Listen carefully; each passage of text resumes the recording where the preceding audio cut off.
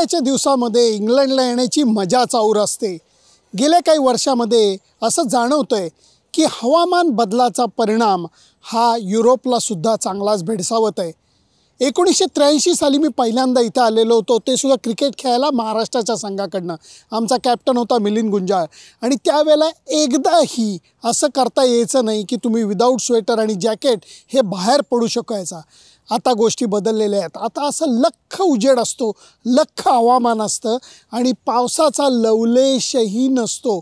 त्यामुळे ह्याच दिवसामध्ये विम्बल्डन होतं, युरोपमध्ये आत्ता फ्रेंच ओपन चालू आहे, आयर्लंड आणि इंग्लंडचा कसोटी सामना चालू आहे आत्ता मी हे रेकॉर्ड करत असताना। आणि या सगळ्याच्या पार्श्वभूमीवरती भारत विरुद्ध ऑस्ट्रेलिया WTC फायनलही होणार आहे आणि त्याच्यानंतर 5 कसोटी सामन्यांची अत्यंत मानाची, अत्यंत महत्त्वाची अशी ॲशेस स्पर्धासुद्धा होणार आहे। विम्बल्डनचे सुद्धा सगळ्यांना वेध लागलेले आहेत।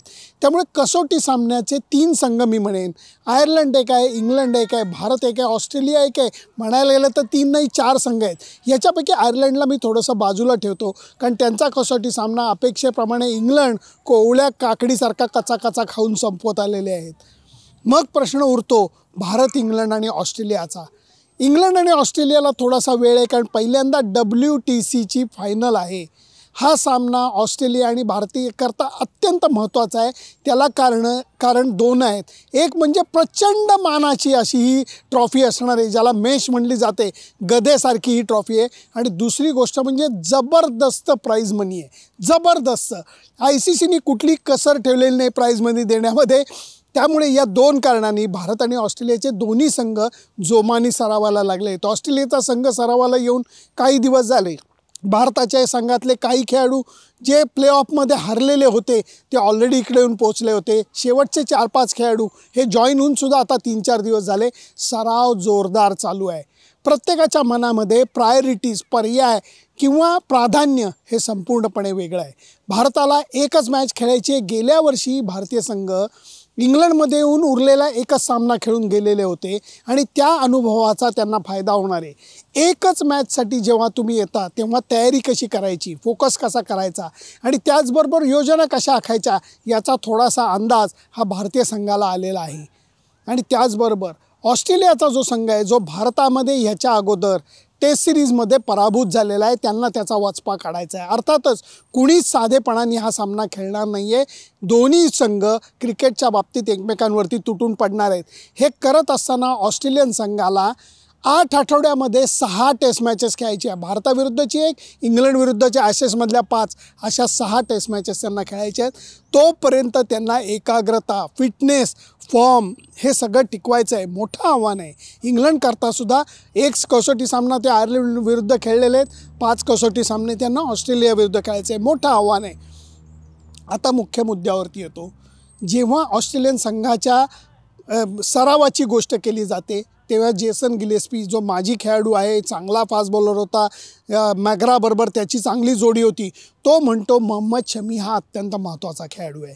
मोहम्मद शमीचं त्यांनी वर्णन असं केलं की क्रिकेटचा प्रकार कुठलाही असू देत, हा गोलंदाजीत वेगळा बदल करायला जात नाही। Back of the palm, slower one, अमुक तमुक काही नाही। बाउन्सर, यॉर्कर आणि त्याचबरोबर हुकमी स्विंग याच्यावरतीच तो भर देतो। तो म्हणतो जर का माझा सीमवरती बरोबर बॉल पडला, पुढची गोष्ट बॉलच्या हातात असते, तो आपापला स्विंग करतो। पण हे म्हणणं सोपं आहे, ॲक्च्युली कौशल्य जे आहे ते मोहम्मद शमीकडे आहे। त्यामुळे ऑस्ट्रेलियन संघाला थोडासा दरारा जो आहे तो मोहम्मद शमीचा आहे, कारण त्यांनी IPLमध्ये सुद्धा मोहम्मद शमीने केलेली बॉलिंग ही कसोटीला साजेशी होती, असंच मी त्याचं वर्णन करेन। दुसरीकडे हार्दिक पंड्या मला काय म्हणाला तेही तुम्हाला सांगतो। तो म्हणला शमी चांगला बॉलर नेहमीच होता, आम्ही त्याला गुजरात टायटन संघामध्ये सामावून घेतलं कारण आम्हाला असं वाटलं की तो नुसताच चांगला बॉलर नाही आहे, चांगला माणूस आहे आणि बॉलिंग डिपार्टमेंटचा तो लीडर बनू शकतो। आणि तो लीडर बनला आहे। लोकांना वाटतं शमी बोलत नाही, खूप कमी बोलतो, तो उगाच वाचा बडबड करणारातला तो माणूस नाही। पण आता जेव्हा तो संघाच्या बैठकीमध्ये मुद्दे मांडतो तेव्हा ते चोख असतात, असा हार्दिक पंड्या म्हणतो। दुसरी गोष्ट त्याचं म्हणणं असं आहे की तो बाकीच्या बॉलर्सना योग्य मार्गदर्शन करतो, मूलभूत तंत्रावरती लक्ष कसं द्यायचं, त्याच्यावरती हुकूमत कशी मिळवायची हे तो बरोबर गाईड करतो। हे हार्दिक पंड्याचं म्हणणं आहे। आणि त्या विश्वासाला, हार्दिक पंड्याच्या विश्वासाला, गुजरात टायटनच्या संघ व्यवस्थापनाच्या विश्वासाला मोहम्मद शमी हा 100% उतरलेला आहे असं मी म्हणेन. त्यामुळे शमीकडे हे सगळ्यांचं लक्ष आहे. गिलेस्पी म्हणला त्याच्याबरोबर सिराजला विसरता येणार नाही, पण शमी बरोबर सिराज आहे, सिराज बरोबर शमी नाही आहे असं गिलेस्पीचं म्हणणं आहे. त्यामुळे ऑस्ट्रेलियन बॅट्समन हे शमीला कसे खेळतात आणि शमी पहिल्या स्पेलमध्ये सर्वात महत्त्वाची गोष्ट, कारण जो एकमेव कसोटी सामना गेल्या वर्षी इंग्लंड विरुद्ध खेळला होता तेव्हा शमी अनलकी होता. इतके वेळेला त्यांनी अप्रतिम चेंडू टाकून बॅट्समनला बीट केलं, ज्याच्यामध्ये बेस्टो होता, ज्याच्यामध्ये जो रूट होता. त्याचं लक नव्हतं म्हणून, नाही तर त्याला 5 विकेट मिळाल्या असत्या. इतकी सुंदर बॉलिंग त्यांनी बर्मिंगहॅम नॉटिंगमला केलेली होती. मी म्हणेन तो शमी आता विकेट टेकिंग ॲबिलिटीचा बादशाह झाला आहे. IPLमध्ये त्यांनी ते दाखवून दिलेलं आहे. त्यामुळे दडपण जे आहे ते फक्त बॅट्समनवरती नाही आहे, बॉलरकडनं सुद्धा अपेक्षा आहे. कारण इंग्लंडमध्ये जेव्हा तुम्ही कसोटी सामना खेळता तेव्हा पहिली बॅटिंग येऊ देत, पहिली बॉलिंग येऊ देत, पहिल्या 1 तासाचा खेळ हा महत्त्वाचा ठरतो. ते आपण ओव्हलवरनं बोलणारच आहोत, परंतु शमीच्याकडचं लक्ष हे मला सुलक्षण वाटतं भारतीय संघाच्या दृष्टीने. भारतीय संघ 3 फास्ट बॉलर 1 स्पिनरनी मैदानात उतरेल, शार्दूल ठाकूरला घेईल असा माझा अगोदरचा अंदाज आहे. त्यातनंही ओव्हलला गेल्यानंतर खरा अंदाज आपल्याला लागणार आहे. इंग्लंड आणि ऑस्ट्रेलियाची ॲशेस सिरीजसुद्धा अजिबात दखलंदाज करता येणार नाही. कारण सगळ्यांचं म्हणणं असं आहे की इंग्लंड संघ जो सध्याचं क्रिकेट खेळतो आहे, ज्या फॉर्ममध्ये तो आहे, ज्या तडफेने तो क्रिकेट खेळतो आहे, त्याचा विचार करता ही ॲशेस सिरीज इंग्लंडनी जिंकली नाही तर काहीच उपयोग नाही. त्यामुळे एकीकडे आयर्लंड संघ इंग्लंडचा एकमेव सामना खेळून परतणार आहे, दुसरीकडे इंग्लंडचे लोकसुद्धा लक्ष देणार आहेत की भारत विरुद्ध ऑस्ट्रेलिया सामना कसा होतो. कारण त्याच्यातनं योजना आखण्यासाठी काही क्लूज त्यांना मिळणार आहेत.